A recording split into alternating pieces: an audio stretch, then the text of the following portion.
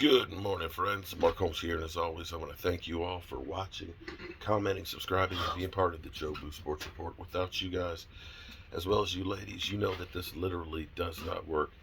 It is Monday morning, and we are going back to life and back to reality. And I haven't even made coffee this morning, but it's all good. We're getting ready to hit the road back home. This guy's trip, ultimate guy's trip, is coming to a close, and it was incredible. Man, we'll be doing some content going down the road. I've learned some things. I've hopefully grown some. Not everything ended up being perfect. I'm a bit of a control freak, and for me, letting somebody else drive or somebody else cook it was difficult for me because I felt like I got to do those things. I got to do those But things. my man knows how to make those kebabs. Oh man, David. So you go with the barbecue and the wings. You know, when it comes to tailgating, and he's good with the kebabs. Yeah. I need to get that recipe from.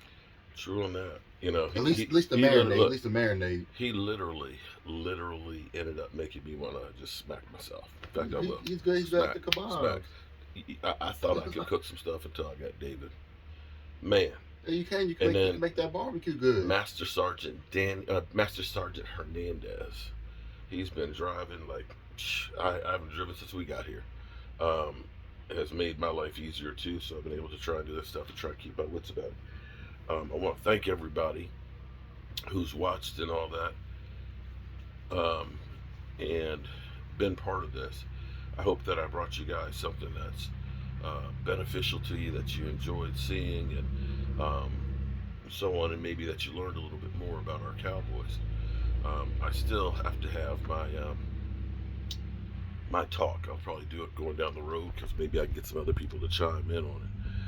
But it's now time for our Dallas Cowboys. We got 2 practices left this week at Oxnard, and then they play the Cardinals, and then they go back home to the Star.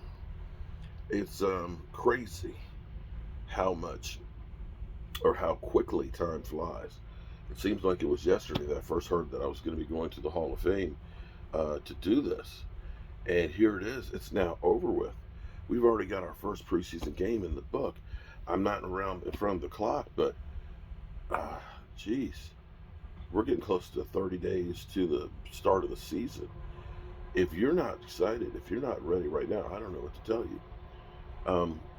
I have been in a power vacuum of everything that is here at Canton, and my voice is a little bit hoarse right now.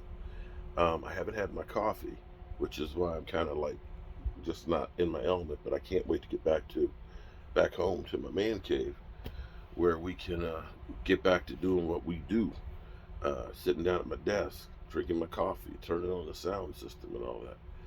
But this was an incredible experience that I learned a lot. So back to my Cowboys.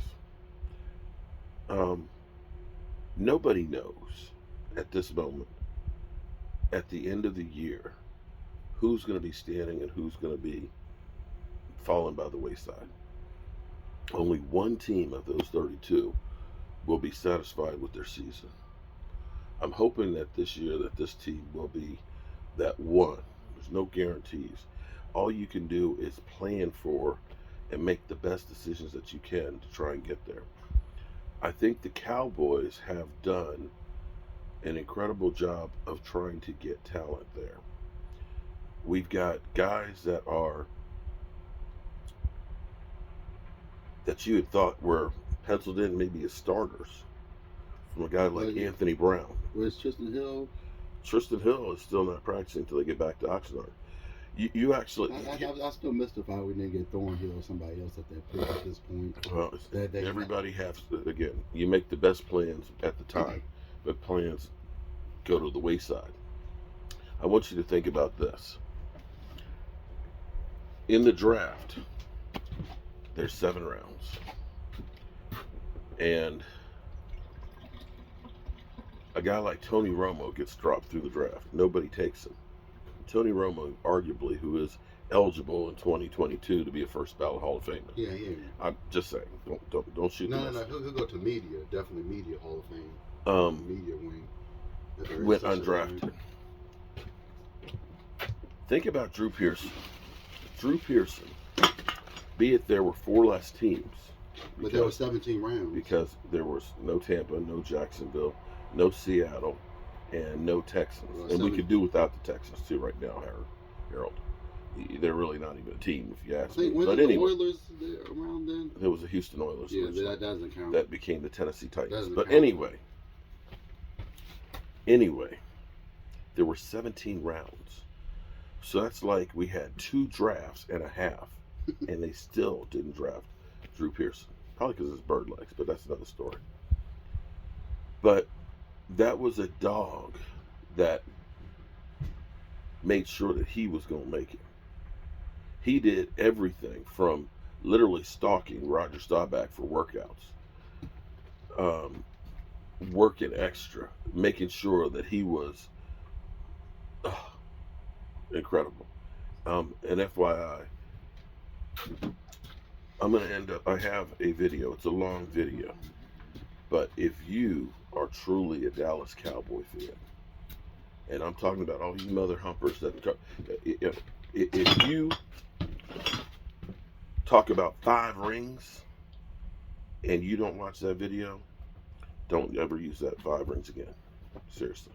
Don't ever say 5 rings again, because in that video last night at Drew Pearson's party,